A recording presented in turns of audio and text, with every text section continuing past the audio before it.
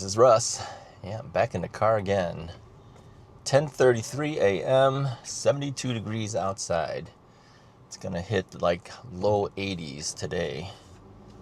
Still feels kind of cool outside, but it's gonna warm up. So why am I making a video as I'm leaving this time? Well, I actually made a video when I came here. I didn't have my microphone on. That's happened several times to me. You kind of think it's running and it's not running. Well, there's a confirmation thing on the camera. It's a little green line that shows up if the mic is connected, but apparently I didn't look at that. So I didn't notice that it wasn't on. Oops, stop. So close. Almost made it. So anyway, yeah, I'll just repeat the things that I was trying to tell you guys on the first time.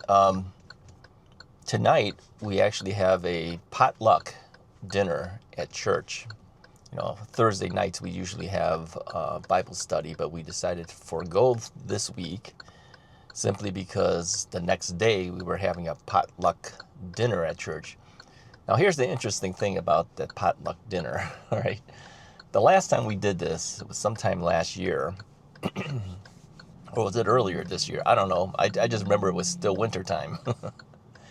And so our small group leaders said, well, let's all get together for a potluck dinner.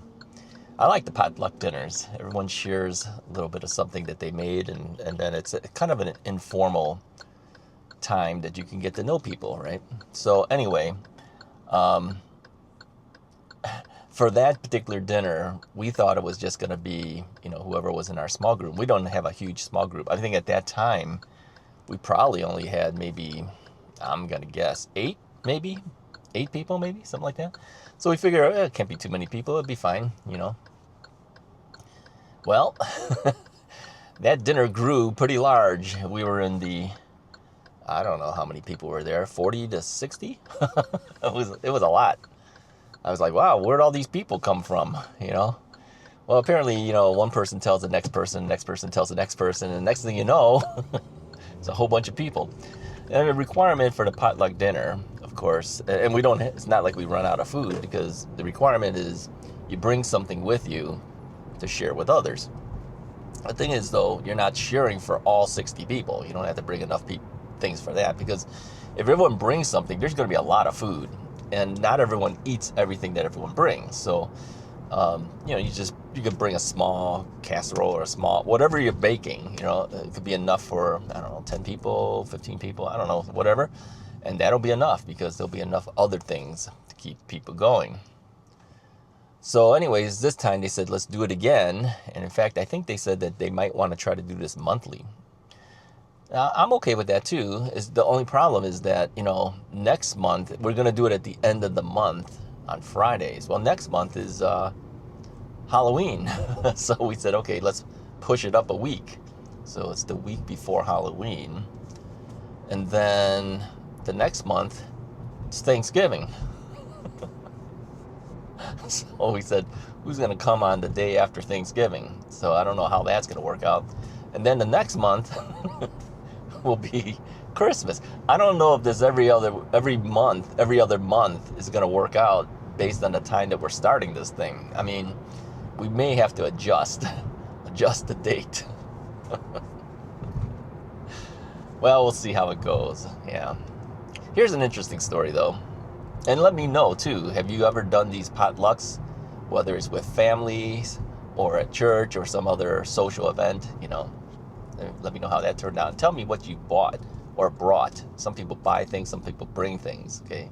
And why you chose that to bring, okay? Now, here's another interesting story. When we first started the church, because our church isn't that old, it's maybe 4.5 years, something like that. I don't know how long it's been. It's been about that long. I've been with them almost from the start. Yeah, when they first started in where they started to rent a building, we rented a community center building from the Park District, and we quickly outgrew that in 2 years. that's when we decided to look for a new building, and in which case we are now currently in our current building, which we have purchased already, believe it or not. Yeah, our church has grown quite a bit. Yeah, easily 1,000 people, sometimes 1,200. If it's a large event going on, it could be quite a few people. So anyway, when we first started the thing, when we were just renting Park Center, we used to have this thing, and they still do. They still have this. It's called New to Hope. Our church is called Hope Community Church. So they said, if you're new, you can come to a luncheon. And at that time, since we didn't have our own building, we would go to a local restaurant for pizza. I said, oh, pizza? You know how I am with pizza. Okay, I'm going to go. I don't know anybody. I was new at the time, right? So I went there and I met some people and, had my pizzas. And at that time, I was playing guitar for worship team. And then I was also setting up and tearing down the chairs, not the chairs, the mic cables and stuff, the things that are needed for the musicians, right? So I never really got to meet people because I was kind of tied up doing those things while other people were milling around talking, right? So I never really got to meet people. So I said, I want to go to this thing so I can meet some people at least. All right. So then the next month they had another one, if you're new, come out to the luncheon. Yeah, I said, I'm going to go to that too. I want to meet some more people, right? Then the third time, if you're new, come out to the luncheon. So I said, I'm going to go to that one too. So anyway, I told our worship leader, and I also told our pastor, I said, I'm going to these things. I know I'm not new, but I don't get to see anybody. I mean, if I'm playing on the worship team and I don't really, and setting things up, tearing things down, I really don't get to meet people. So they said, yeah, there's no problem. You can come, So, I think I went to 3 of those, if you're new to the church things. But I do look forward to these informal type gatherings. I mean, sometimes the church would have, like recently, we had like a church picnic, right? I go to that. We just recently had an outing where the musicians, at least, got to play miniature golf. Yeah, an indoor miniature golf place. Yeah, that was fun. The thing is, you have to join in certain things if you're going to get to know people, because even if you do stuff for church or whatever things that you do, sometimes you don't meet others while you're doing those things, right? Whether it's some other type of organization you work for or work with, and you're doing your stuff for them, you don't get to meet who's out there. So I always look forward to it. Now, when we were at our old church years and years ago, we used to have a potluck thing every month. Yeah, this is a very small church. You're talking maybe 30, 40 people, But we would have a monthly luncheon, and everyone would bring things and everyone share. And it was a good time to just sit around and talk to everybody outside of the formality of the church time, right? And even for our own church, we had a summer picnic thing going on, right? I go to those as well because you get to meet others, right? You have to put yourself out there in order to meet other people. If you don't do that, you're kind of in your own little bubble, and then eventually people fade away. They don't go because they feel, oh, I'm by myself. I don't know anybody. You have to be willing to put yourself out there to meet other people. Otherwise, you won't know anybody. So really, I look at that sometimes and go, whose fault is that? Is that the fault of the other people, or is that the fault of yourself just staying away from others? So I usually go to any of these social type events. If I can go, I try to go and make it. And as you know, I don't like being late either. If you tell me it's 6:30, I'm there by 6:30, usually, unless something happens, like if traffic holds me up or something like that, then it's beyond my control. I can't help that. But I try my best to always be on time on anything that I do. It's just the way I am. The only times that I'm not exactly there is if you bought a bike from me and you picked it up. What I usually tell the person is, 10, 15 minutes before you get to the police department, because I always meet people at the police department when I sell my bikes. Um, Send me a text or call me 10 or 15 minutes beforehand so I can know when to leave. Because a lot of times the people who buy it come from, like I said, a lot of them come from out of state.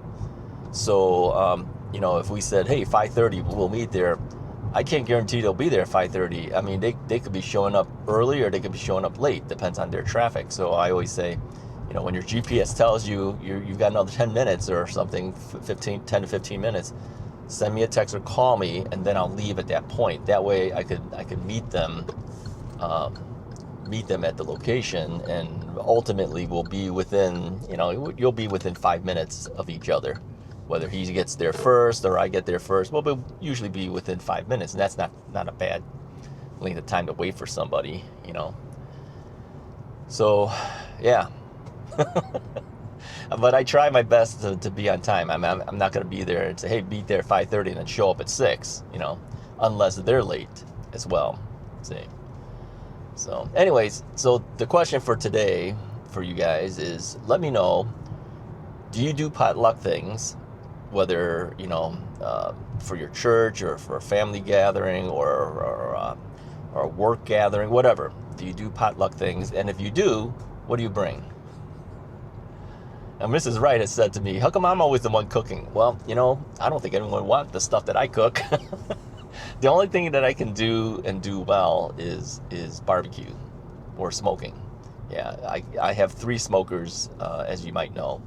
And these are charcoal smokers, so you really have to kind of pay attention to the pit temperature on those things to be consistent enough to be able to make your food good.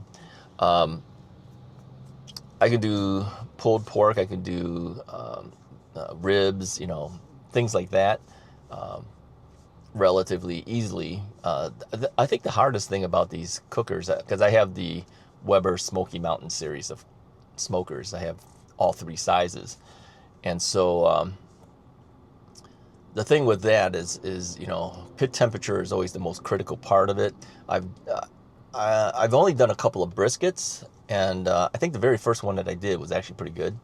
Second one, so-so,